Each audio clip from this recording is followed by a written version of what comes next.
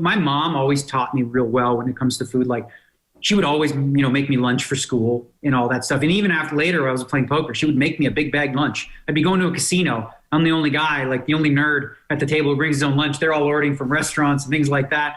But then ultimately I realized, like, especially back then, in the mid 2000s, like if I would fly to Barcelona to play a tournament, like I'm sort of dependent upon what they have there. And a lot of times, I mean, they put ham in the bread, it's like, there's like nothing to eat. So I realized how important it would be for me when I do travel to, sort of plan ahead. One app that was very helpful for me was an app called Happy Cow. Happy Cow sort of, you can put where you are and it gives you sort of vegan options that are close to you. And I found vegan restaurants in Barcelona. So what I did now was if I was going to go to Monte Carlo, for example, which wasn't very vegan friendly, I made a deal with Loving Hut, I think it was. They don't deliver, but I called ahead and asked them to deliver. I paid for it.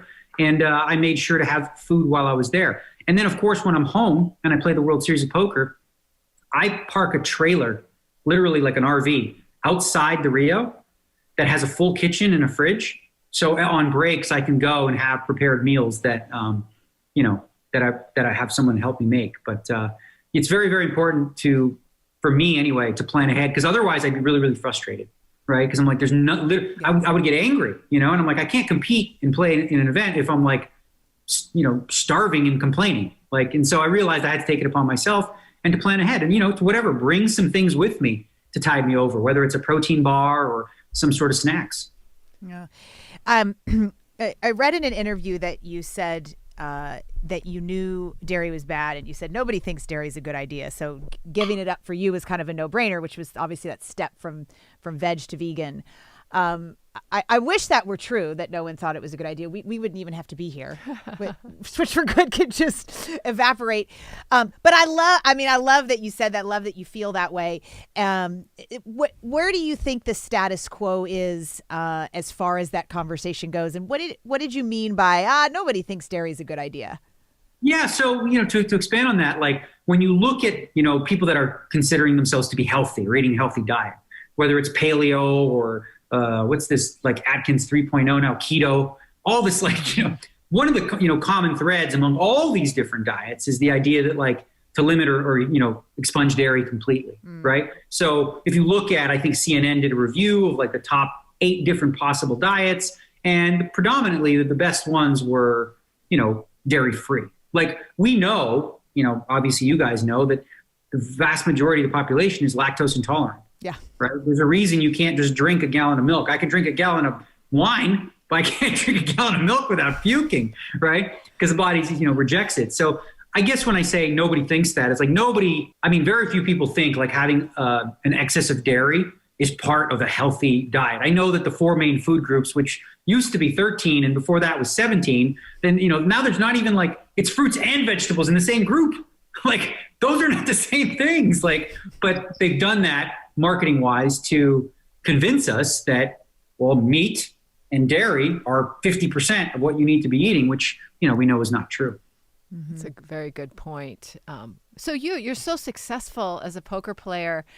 When people see you, when your opponents see you or your fans see you, how you eat, how you prepare, how you're fit, does that have an influence on them, or are you still kidded about it? Do they actually attribute that to your part of your success as you do, or do they just think, oh, that Daniel, he's got this aberration where how he eats, he's really extreme? Yeah, well, there's been an evolution there too. I think a lot of the younger generation has taken lessons from, some people like me and whatnot. Like when I go to the gym now, I'm in Barcelona, I see the gym's full of, high-end poker players, and they're all conscious of what they're eating. And they're not all vegan. There are some who are vegan, but they're at least thinking about what they're eating and trying to eat what they consider healthy. Like we'll have disagreements about it sometimes, but I think there's been, I try not to, the thing that's difficult about being vegan is like, everyone jokes about how do you know someone's a vegan?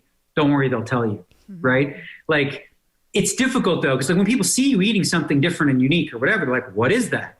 Okay, well, this is like a seitan barbecue sandwich. I'm like, what's that made out of? Is that healthy? Where do you get, so it's inevitable that it's going to happen. And I try to handle it not in a militant fashion, because I find that does more damage than good, right? Because then you get everyone just go, yeah, but bacon, I'm team bacon. I'm like, okay, cool. If that's all you have as a retort, you're team bacon, well, good for you. But I'm not going to look to, get into arguments with people. I like to have the discussion, about different foods and stuff like that. And I also think it's important not to pretend that I know everything, because I don't. And I think every human being is different.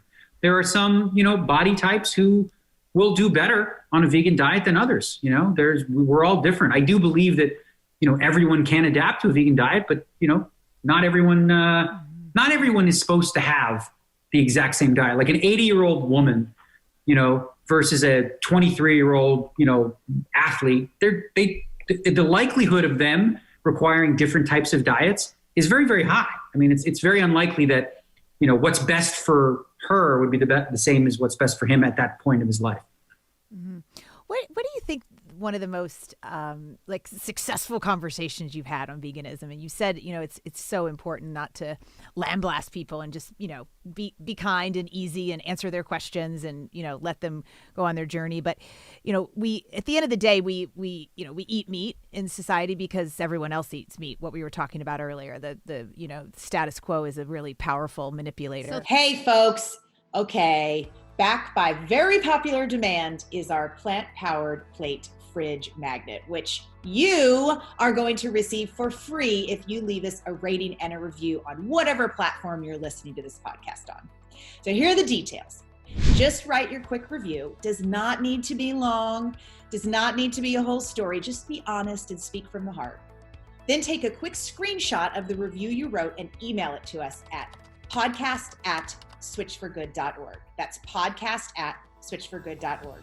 And include your mailing address so we can send you a power plate. We are doing this because the more reviews we garner, the higher we go in search results, which means more folks will learn about our podcast. So the power is in your hands. Leave us a review and zoom, your power plate arrives at your doorstep. So thank you so much for tuning in today. If we helped you in any way, then click the subscribe button and let's keep hanging out together. We have so much more to share with you. And if you need more information on actually making the switch for good, please visit us at switchforgood.org for loads of info. And you can subscribe to our mailing list where you will receive all sorts of super cool gifts, discount codes to our very fave dairy-free products, and a lifetime of powerful health tips. So join us on the journey to switch for good. This is the future.